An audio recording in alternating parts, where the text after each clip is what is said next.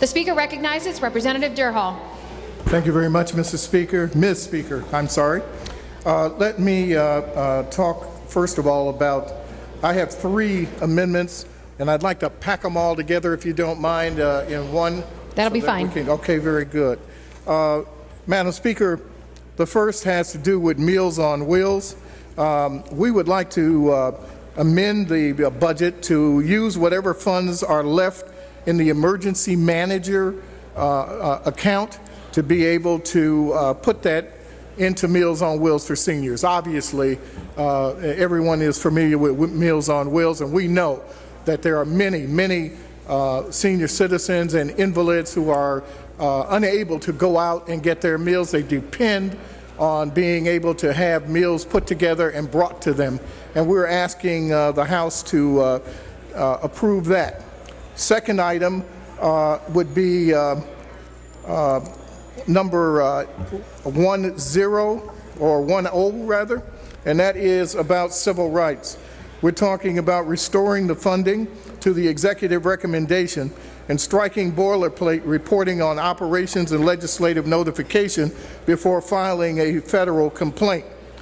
The House has created in the budget on general government a new detailed reporting requirement that all departments, that this department, the Civil Rights Department, and all of their subunits, including FTEs, revenues, and expenditures, that the reporting requirement is in response to a school mascot complaint filed by the department and was intended to penalize the department for what the chair of the committee believes is a frivolous complaint.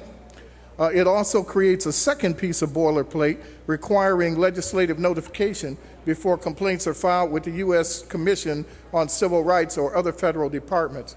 The argument here is that the legislature's place is not to engage in the running of a department on a day-to-day basis.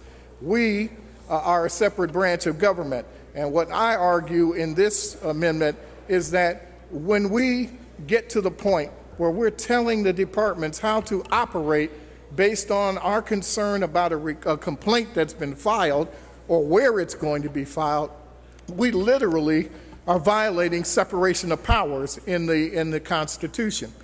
The Constitution clearly establishes the role of the legislature, and I don't recall reading, and I have not seen in statute, where it mandates that this legislature would require that level of reporting which is required in this budget bill. And so I speak against that, and I ask that we continue to allow the legislature to stay in its proper constitutional place and to not go over and try to run the executive branch of government. The last item that I have, which you will find as item number 1P, deals with incubators. Business incubators have been set up and are running in the state of Michigan and have been for a number of years. We find that those incubators, Madam Chair, is a catalyst for the development of brand new businesses that we all believe helps to grow the Michigan economy. So what we're asking to do is to return that earmark to the current year, and the Small Business Technology Research Department Center's earmark of $1.4 million, a very small pittance when we consider that we have a $56 billion budget, and this will allow us to continue to move on and develop incubators throughout the state. So I ask at this point for your approval of these amendments and include them into the budget. Thank you, Madam Chair. The question is on the adoption of the amendment. The clerk will open the board. The amendment is not adopted.